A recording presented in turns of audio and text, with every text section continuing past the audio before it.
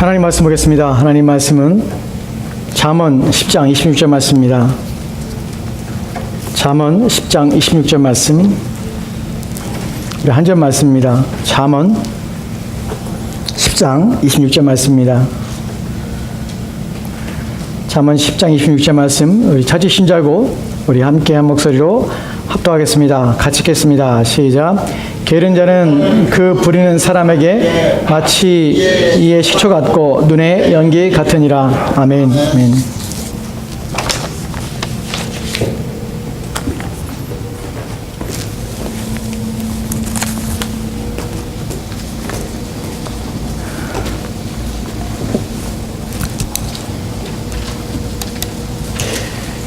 오늘 지난 시간에 이어서 두 번째로 게으름에 대해서, 성경이 말하는 게으름에 대해서 살펴보려고 합니다.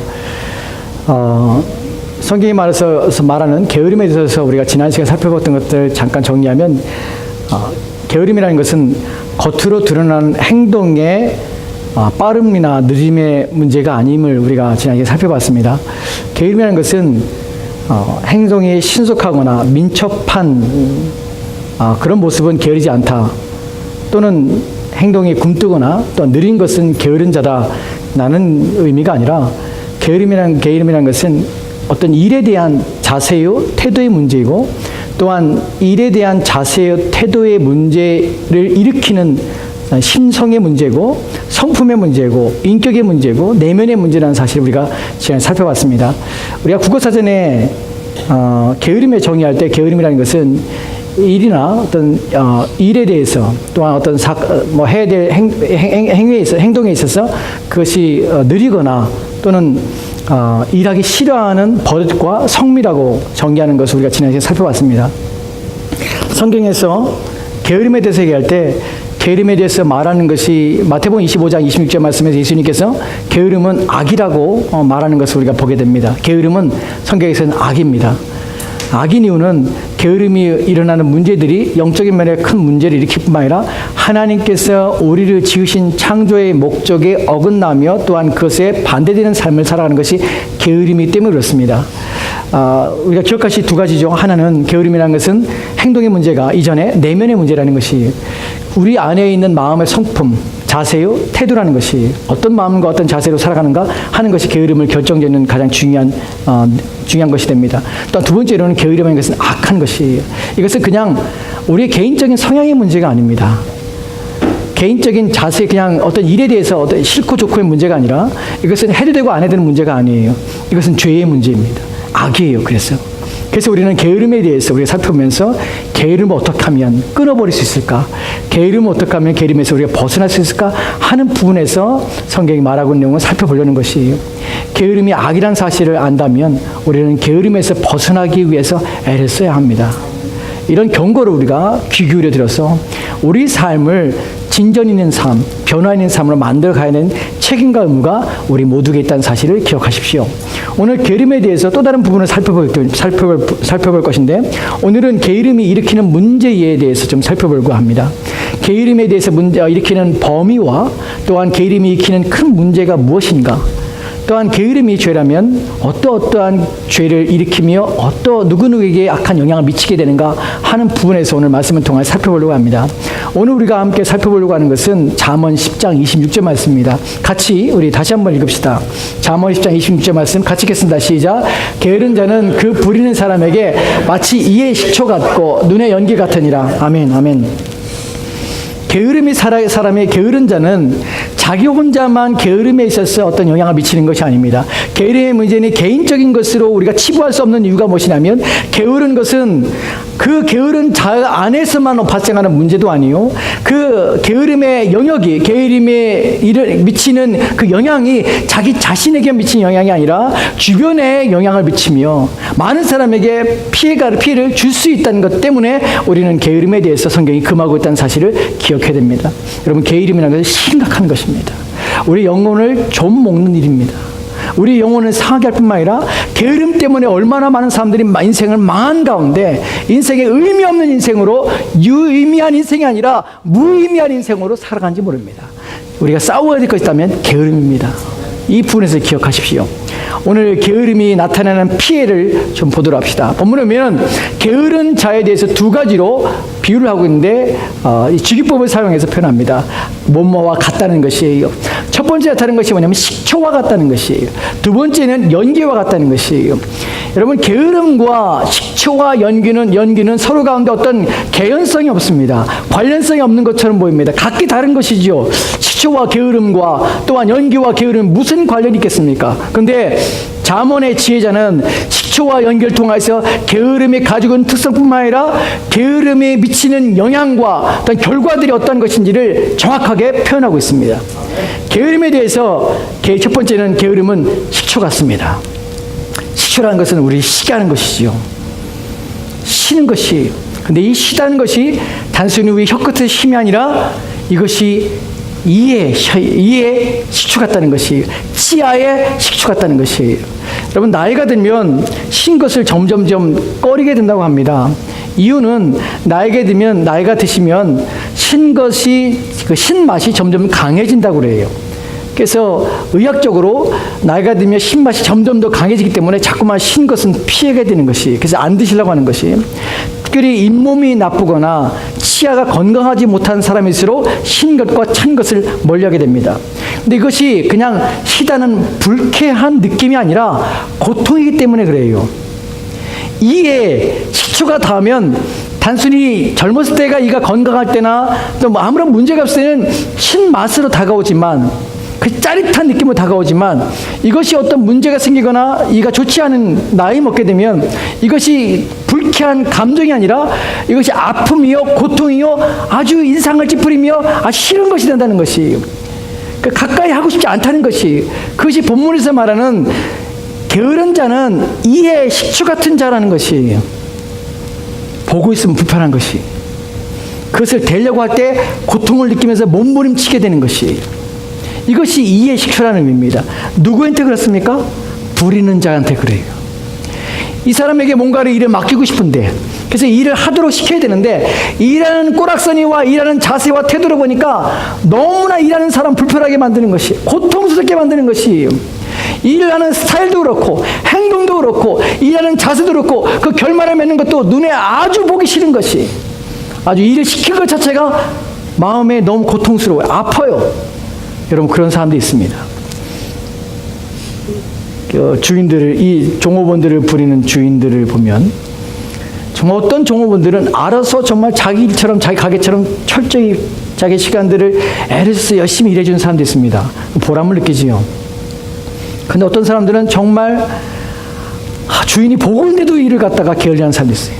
보고 있는데 불구하고 일을 대충 하고 성의 없게 하고 꼭 2번씩 일을 하게 만들고 차라리 안 하니만 못하게 일을 하는 사람도 있습니다. 그 주인의 눈에 정말 이의 식초 같은 사람들이에요. 시키는데 불구하고 그것을 억지로 마지못해서 하고 그것을 꼭 주인이 가서 다시 일을 하게 하고 하는 사람들에게는 정말 불편하게 하는 것입니다. 고통스럽게 하는 것입니다. 차라리 보지 않았으면, 멀리 했으면 하고 싶은 사람도 있습니다. 여러분, 이런 인생을 살아가는 사람들은 정말 쓸모없는 인생입니다. 얼마나 좀 좋지 못한, 많은 사람에 피해를 주는 인생입니까? 본문에서는 게으른 자가 이렇다는 것이에요. 말을 하지 않지만 게으른 자와 함께 있으면 함께 일하는 사람들이 고통스럽습니다. 두 번째로 비유하고 있는 모습을 보면 연기 같다는 것입니다. 연기 같은 것과 연기와 게으름은 아무 상관없는 것처럼 보입니다. 여러분, 연기라고 할 때 연기가 무슨 고통을 줄까 생각하지만 이 연기가 어디에 닿으면 고통스럽습니까? 눈에 닿으면 고통스러운 것이. 눈의 연기입니다. 눈에. 여러분, 아궁이에서 불을 때 보신 분들은, 그런 경험이 있는 분들은 이 말의 의미를 확 와닿습니다. 혹시 여러분들 예전에 연탄불을 연탄불을 꺼친 적 있으면, 번개탄을 가지고 연탄불을 피워본 적 있습니까? 그때 그 매캐한 연기가 올라올 때 그것을 바라보면서 구멍을 맞추고 할 때 연기를 눈에 씌울 때 그 느낌이 어떻습니까? 고통스럽지요. 눈을 뜨지 못합니다. 아궁이에 불을 떼면서 마른 장작은 연기 나지 않지만 젖은 장작이나 또는 생나무를 뗄 때 연기가 막 올라옵니다. 그 연기를 마시고 그 연기를 눈에 쐬고 있을 때 그 고통이라 이루 말았었습니다. 눈이 참지 못해 눈물을 흘리는 것이, 그 눈을 뜨지 못합니다. 그 자리를 막 피할 수밖에 없는 것이, 어렸을 때 많이 경험했습니다. 여러분 바로 그렇습니다. 게으른 자는요, 그 부리는 자에게 어떤 느낌이냐면 마치 그 매캐한 연기가 눈에 계속 자극하는 것이 눈을 뜰 수 없고 눈에 눈물을 흘리게 뿐만 아니라 그 자리를 피하고 싶을 정도의 감정을 일으키는 것이에요. 그것이 게으른 자가 부리는 자에게 주는 고통이에요. 여러분 이런 상함이 있습니다. 게으른 자는 자신만 고통을 자신의 인생에서 문제를 일으키는 것이 아니라 주변 사람들에게 얼마나 큰 해악을 끼치는지 모릅니다. 그래서 게으른 자는 게으름에 대해서 속히 벗어날 이유가 있는 것이에요. 우리가 게으름을 생각할 때 다음으로 생각할 것이 무엇이냐면 왜 이런 게으름이 사람 마음에 생기게 되는가? 게으른 자는 도대체 마음에 어떤 마음을 가지고 있는가 하는 것이에요. 게으름이 미치는 영향인 어디에 영향을 미치냐면 첫 번째는 자기 자신에 영향을 미칩니다. 두 번째는요, 가까운 사람에 영향을 미쳐요. 가족이나 이웃들에게 아주 악영향을 미칩니다. 세 번째로는 신앙적 영역에서 하나님께 패악입니다. 이 부분 우리가 살펴볼 것인데 왜 게으른 자가 그 마음속에 게으름에서 벗어나지 못하는가? 여러분 게으른 자는요, 자기 자신에게 게으름을 피울 때는 얼마나 만족스러운지 모릅니다. 게으름만큼 게으른 자에게 있어 행복한 시간은 없습니다. 자기 자신에게는 전혀 해악이 되지 않은 것처럼 보이지만 결과적으로 그의 인생은 패망으로 달려가며 그의 인생은 멸망길 앞에 서게 되는 것이에요. 그것을 그 당시에는 모르는 것이에요. 그래서 게으른 자가 끊임없이 게으름에 노출되는 것이에요. 오늘 우리가 한 성경을 볼 텐데 이 본문에서 게으른 자의 그 내면에 가지고 있는 게으름을 피우는 이유에 대해서 말씀하고 있습니다. 게으른 자가 어떤 마음을 가지고 있는지 보도록 할까요? 잠언 22장 13절 말씀입니다. 이 구절을 같이 보도록 합시다. 같이 읽겠습니다. 시작. 게으른 자는 말하기를 사자가 밖에 있은즉 내가 나가면 거리에서 찢기겠다 하느니라. 아멘, 아멘. 기가 막힌 말입니다. 게으른 자가 말합니다. 누구에게 말할까요? 자기 자신에게 말하는 것이에요. 자기의 속사람에게 말을 하고 있습니다. 자기 자신에게 이렇게 속삭입니다. 밖에 사자가 있어. 얼마나 무섭니? 너 나가면은 거리에서 찢겨 죽인다. 그러니까 나가지 마. 자기 자신의 마음에 게으른 자는 밖에 사자가 있다고 해서 사자 때문에 죽을까 해서 못 나가는 것이. 여러분, 이 잠언을 기록할 당시의 배경은요, 농경사회입니다. 농경사회라는 의미는 밖에 나가지 않으면 먹고 살 수가 없는 시대예요. 지금처럼 자택근무를 할 수 있는 그런 사회가 아닙니다. 농경사회는 매일매일 밖에 나가서 농사를 져야 돼요. 이런 좋은 말이죠. 좋은 농부는 매일매일 자기 밭에 나갑니다. 밭에 있는 식물은 농부의 발걸음 소리를 듣고 자란다는 말이 있습니다. 기가 막힌 말이에요. 밭의 식물은 농부의 발걸음 소리를 듣고 자란다는 말은 얼마나 부지런히 농부가 밭을 찾으면 찾을수록 곡식은 잘 자라게 되는 것이에요. 게으름은 게을수록 밭의 곡식은 시들어가며 열매를 맺지 못합니다. 그런데 지금 이 게으른 자는 뭐라고 말하냐면 밖에 사자가 있어. 나가면 죽어. 라고 생각하는 것이 자기 자신의 마음에 자기 자신에 대한 자기 행동에 대한 합리화요 변명을 드러놓은 것입니다. 여러분 정말 밖에 사자가 있습니까? 그래서 다른 사람들이 다 바깥에 안 나오고 있습니까? 그렇잖아요. 부지런한 사람은 열심히 바깥에 나갑니다. 근데 이 사람은 안 나가면서 자기 자신을 속이는 것이에요. 게으른 자의 특성이 무엇이냐면 자기 자신의 속임에 스스로 속고 변명을 만들고 이유를 만드는 것이에요. 내가 왜 그렇게 행동할 수밖에 없는지를 얘기하는 것이에요. 내가 왜 그럴 수밖에 없는지를 만들어내는 것이에요. 여러분 사람은 한 가지 일에 대해서 그 일을 하지 않아야 될 이유에 대해서 수만 가지 이유를 만들어낼 수 있는 사람이 바로 사람입니다. 사람의 타락한 본성은요, 내가 그 일을 하지 않는 이유에 대해서 엄청나게 많은 수의 변명과 이유를 가지고 하지 않는 것이에요. 게으른 자는 자기 자신에 대해서 끊임없이 변명을 늘어놓는 것입니다. 사실이 아닌 것을 가지고 스스로 사실을 믿으며 자기 자신의 게으름을 합리화해서 그것을 당연한 것으로 맞다는 것으로 그것을 자기 자신의 유익한 것으로 삼으려 한다는 것입니다. 그것이 게으른 자가 가지고 있는 특징입니다. 게으른 자는 이 본문에서 두 가지의 모습을 우리가 살펴볼 수 있는데 하나는 무엇이냐면 게으른 자는 자기 자신의 삶의 태도를 인정하지 않는 특성을 가지고 있습니다. 두 번째로는 게으른 자는 어긋난 또한 빗나간 자기 사랑을 하는 자라는 것이에요. 첫 번째로 자기 자신의 삶의 태도에 대해서, 삶의 방식에 대해서 이 사람은 인정하지 않는다는 사실입니다. 그 말의 의미는 이런 것이, 자기 자신이 지금 잘못된 행동을 하고 있습니다. 게으름이라는 것에 빠져 있는 것이에요. 게으름의 상태에 있어서 일하기를 싫어하는 것이에요. 그래서 육체의 만족에 따라서 우리가 지난번에 살펴봤던 것처럼, 잠언 26장에 말한 것처럼 침상에서 뒹굴뒹굴하면서 있는 것이에요. 근데 이것을 자기 합리화시키고 있는 것이에요. 변명을 대고 있는 것이죠. 자기의 삶의 태도에 대해서 진지하게 인정하지 않고 그 게으름의 문제에서 고민하지 않는 것이에요. 이 말의 의미가 무엇이냐면 자기의 삶에 대해서 전혀 성찰하지 못하는 상태라는 것이에요. 게으른 자는요, 자기의 인생을 돌아보지 못하는 자예요. 그럴 만한 능력이 없는 자예요. 그래서 게으름을 그냥 즐기며 그 상태로 놓여 있는 것입니다. 자기 자신에 대한 성찰이 있다면, 자기 자신의 인생에 대해서 삶의 태도를 반성하며 돌아보며 평가할 수 있는 능력이 있는 자라면, 뒹굴뒹굴하며 그런 상태에서 무의미하게 또한 자기 인생에 일기 없는, 자기 인생을 의미 없는 삶으로 그냥 살아가는 것을 내버려 둘 수가 없습니다. 방종은 어떤 사람이 가지게 되냐면, 생각 없이 사는 사람들이 방종을 갑니다. 자기의 삶에 대해서 깊은 생각과 사색을 하는 사람은 절대로 자기 인생을 낭비하며 쓸모없는 것에 자기 인생을 투자하며 살아가는 것이 불편함을 압니다. 돌이켜야 되는 것이에요. 성찰이 없는 것이에요. 그래서 안 바꿉니다. 게으른 사람과 미련한 사람의 한통속인 이유는 바로 그 이유 때문에 그렇습니다. 게으른 사람에 똑똑한 사람이 없습니다. 왜 똑똑한 사람이 없을까요? 왜냐하면 자기의 삶을 돌아볼 수 있는 능력을 똑똑한 사람은 가지는데 게으른 사람은 절대 갖지 못하기 때문에 그래요. 미련한 것입니다. 자기 자신에서 관대한 것이죠. 두 번째로, 자기 자신에 대해서 사랑하는 데 있어서 이것이 빗나간 사랑이라는 것이에요. 그렇다면 빗나간 사랑이라면 자기 자신에 대한 참된 사랑이 있습니까? 있지요. 성경에서는 비록 우리에게 이렇게 말합니다. 자기를 부정하라, 자기를 사랑하지 말라고 우리에게 말합니다.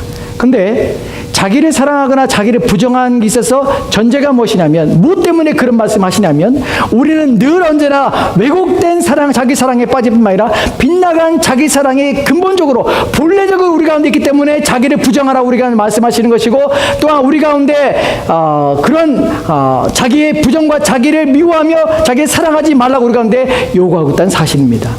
그런데 참된 자기 사랑은 무엇에 근거하게 되냐면, 어떤 사랑이냐면 자기 자신을 사랑하는 것이 아니라 하나님을 사랑함으로 자기 자신을 사랑을 표현하는 것이 참된 사랑입니다. 아멘. 자기 자신을 사랑한다는 것은 나를 지으신 하나님 앞에 그 목적과 그 뜻에 부합하게 사는 것이 자기 사랑이에요. 자기 자신을 사랑한다는 것은 자기의 영혼을 가꾸는 일에 온 힘을 기울이는 것이 자기 사랑이에요. 아멘. 여러분, 우리가 그리스도 예수 앞에 나오는 이유가 무엇입니까? 그리스도 예수를 믿어야 할 필요성이 무엇입니까? 십자가의 은혜를 갈망하며 경건하며 거룩한 삶을 살아야 될 이유가 무엇입니까? 왜냐하면 우리는 우리의 영혼을 사랑하기 때문에 그렇습니다. 아멘. 우리의 영혼을 사랑하지 않는다면 내 영혼이 망가지거나 내 영혼이 그릴 수 없는 삶을 살아도 전혀 개의치 않습니다. 내 영혼이 죽음 가운데, 심판 가운데, 진노 가운데서도 전혀 개의하지 않습니다. 왜냐하면 내 영혼을 사랑하지 않기 때문에 그래요. 그러나 자기 영혼을 참으로 사랑하는 자는 하나님 앞에 바르게 살려고 애랬습니다. 그리고 하나님 말씀 앞에 살려고 애랬습니다. 왜냐하면 내 영혼을 사랑하기 때문에 그래요. 성경 우리 가운데 자기 영혼을 사랑하지 말라고 하지만 참으로 우리 영혼을 사랑하면 하나님을 사랑하게 됩니다.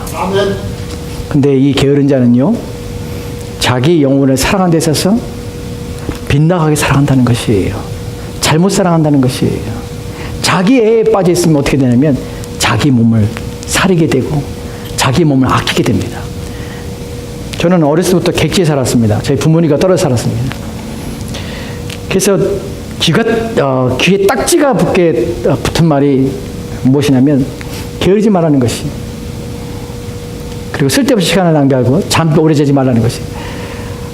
저희가 학교 생활하고 방학 때 되면 저희 어머니 아버지가 했던 것이 뭐냐면 아침마다 전화를 했어요. 아침마다. 정말 아침에 늦잠을 못 자게 해요. 아침에 딱 전화 받으면 여보세요. 그럼 목이 잠겨 있으면 그때부터 한 소리 하시는 것이에요. 이 남자놈의 새끼들이 집에서 자빠져 잠이나 자고 이것들이 막 너희들 보내서 공부한 필요성도 없고 다 때려와 때려치고 맨날 이 소리를 매일 아침에 들어야 돼요. 아침에 전화발이 때리는 울리면 7시 반 8시에 울립니다. 그러면 딱 울리면은 받기 전에 목소리 막 하고 안 잔 것처럼. 매일 그랬어요. 매일 방 내내 그렇게 전화 왔어요.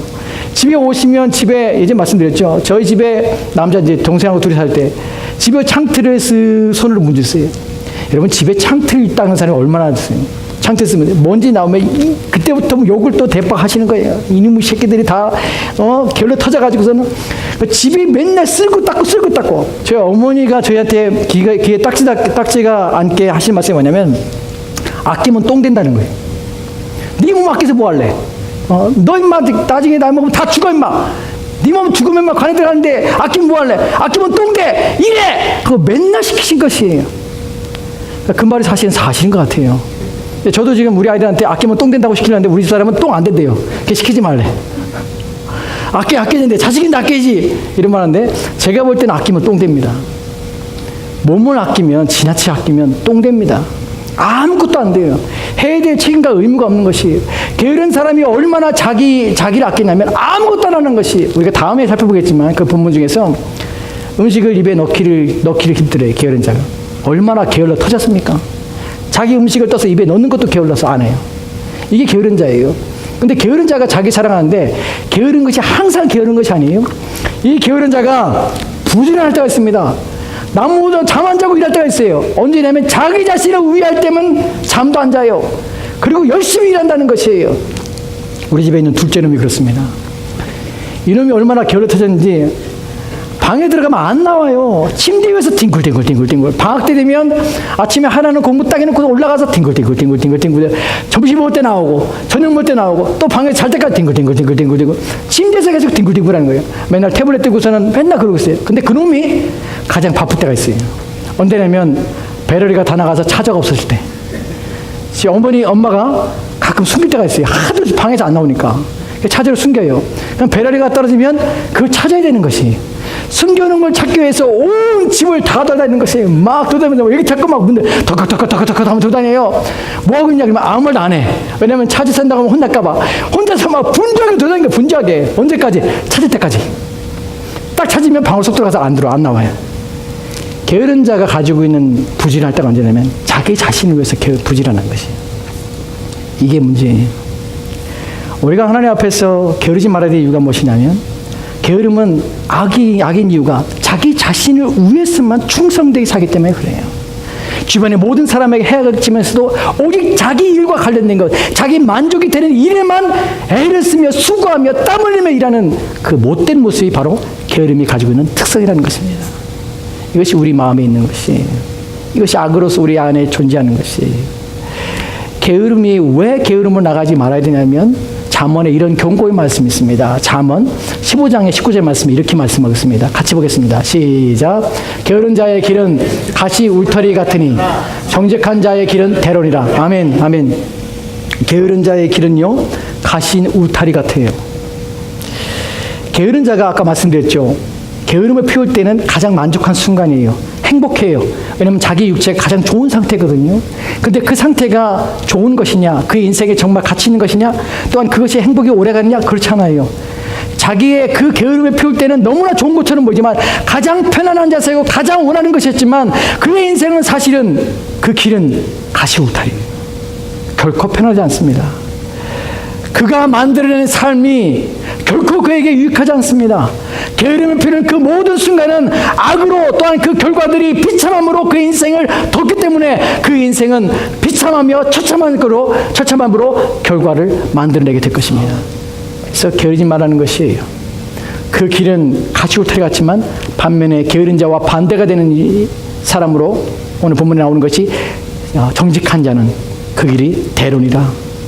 본문에서 정직하는 의미는 바른 올바른이라는 표현이 있지만 게으른 자와 대비되는 의미에서 충성된 자예요. 또한 자기 일에 최선을 다하며 열심인 자예요. 다른 의미로 부지런한 자예요. 그 부지런의 목적과 또한 충성됨의 목적이 우리가 하나님 말씀 속에서 하나님이 되고 하나님이 우리에게 주신 목적이 되고 또한 이유가 되고 우리의 존재에 대한 또한 우리가 해야 될 가치와 또 의미들을 바르게 부여받아서 그 일을 하는 일에 대해서 정직한 자라는 의미입니다. 이런 자가 되어야 되는 것이에요. 우리가 지금 살펴보고 있는 내용 중에서 이 게으른 자가 자신의 문제는 뭐죠? 그 길에서 울타리, 그 길이 울타리와 같아요. 가시 울타리가 쳐져 있는 길입니다. 자기 자신에도 문제를 경험합니다. 또 우리가 두 번째 살펴봤던 것이 자기 이웃에 관한 문제에서 눈에 연기와 같고 이에 총과 같은 것이 바로 게으른 자예요. 자기 자신에게도 해악을 끼치고 이웃들에게도 해악을 끼칩니다. 또 하나, 이제 우리가 살펴볼 것은 하나님에 대해서 게으른 자가 어떠한 해악을 끼치는지를 살펴보도록 합시다. 베드로후서 1장 8절 말씀에 이렇게 우리 가운데 경고하고 있는 것을 우리가 보게 됩니다. 같이 읽겠습니다. 베드로후서 1장 8절 말씀입니다. 시작. 이런 것이 너희에게 있어 흡족한즉 너희로 우리 주 예수 그리스도를 알게 게으르지 않고 열매 없는 자가 되지 않게 하려니와. 아멘. 아멘. 본문에 보면 베드로가 이렇게 말합니다. 이런 것이 너희에게 있기를 흡족한즉 너희로 우리 주 예수 그리스도를 알기에 우리 주 예수 그리스도를 아는 일에 게으르지 말아라 라고 우리 가운데 말하고 있다는 것이, 그 뒤에 나오는 게으른 것과 그 다음에 열매를 맺는 것과 연결해서 이야기하고 있습니다. 본문에 보면 열매 없는 자가 되지 않는 것과 표현되고 있는데, 게으름과 열매 없는 것이 상관관계가 없는 것처럼 보이지만 사실은 밀접한 관계가 있습니다. 게으른 자는 열매를 맺지 못해요. 열매를 맺지 못하는 것이 모든 열매를 맺지 못한다는 것이 아니라 좋은 열매를 절대로 맺을 수 없다는 것이에요. 게으른 자는요, 열매를 맺습니다. 어떤 열매를 맺냐면 못된 열매를 맺습니다. 악한 열매를 맺는 것이에요. 상한 열매를 맺는 것이에요. 그것이 게으른 자입니다. 그래서 우리 가운데 부지런하는 것이에요. 여기서 주님 앞에 예수 그리스도를 열심히 알면서 게으르지 말라. 왜냐하면 너희가 만약에 알기를 게으른다면 너희들은 열매가 없는데 악한 열매를 맺고 선한 열매를 하나도 맺지 못할 자이기 때문에 너희들은 게으른 일에 또한 너희들은 무능한 일에 참여하지 말아라. 우리 가운데 이렇게 경고하는 것입니다. 여러분, 영적인 일에도 하나님 앞에서 열매 없는 삶을 사는 것이 게으른 자라는 것이에요. 여러분, 상한 열매가 주렁주렁 맺은 나무를 보신 적 있습니까? 저는 본 적이 있습니다.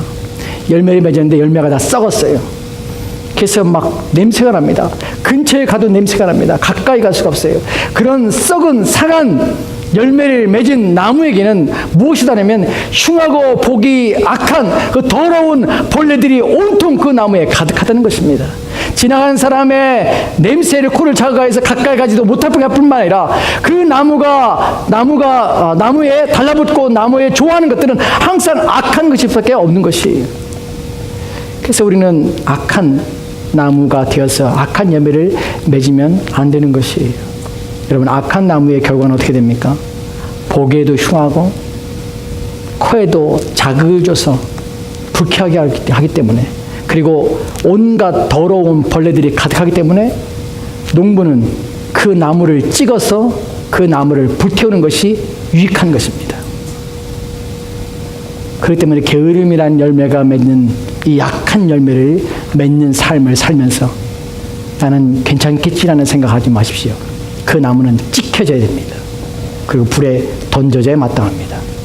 우리는 게으름에서 피해야 되는 것이에요. 하나 더 본문을 보도록 하겠습니다. 게으르지 않은 자의 모습에 대해서 잠언에 말하는 내용을 볼 것인데, 이 본문에서 우리로 하여금 이런 자는 얼마나 기쁜지, 기분을 좋게 하는지 미소 짓게 합니다. 잠언 25장입니다. 잠언 25장 13절 맞습니다. 같이 읽겠습니다. 시작. 충성된 사제는 그를 보낸 이에게 마치 추수하는 날의 얼음 냉수 같아서 능히 그 주인의 마음을 시원하게 하느니라. 아멘. 아멘. 충성된 사자는 그를 보낸 이에게 마치 추수한 날의 얼음 냉수 같습니다. 여기서 똑같게 우리가 아까 살펴봤던 내용과 동일하게 직유법을 사용하고 있지요. 무엇과 같다? 얼음 냉수와 같습니다. 어떤 사람이 그렇습니까? 충성된 사자입니다. 충성된 사자, 여기 본문에 충성된이라는 것은 신실한, 성실한, 또한 본문에서는 또 부지런함의 의미도 포함될 수 있습니다. 이런 사람은 누구에게 시원한 냉수와 같습니까? 누구에냐면 추수하는 사람에게 얼음 냉수와 같은 것이에요. 여러분, 추수 때가 되면 우리 가을 햇빛이 따갑다는 말이 있습니다. 한국에서는 가을이 되면은 선선한 바람이 불지만 추수할 때 가을 햇빛이 여름 햇빛보다 더 따갑다라는 표현을 하는 이유는 가을 햇빛은요, 그 햇빛 햇살이 아주 진하기 때문에 피부가 노출되면 아주 금방 탈 뿐만 아니라 그 뜨거움이 여름 햇빛 못지 않다는 의미입니다.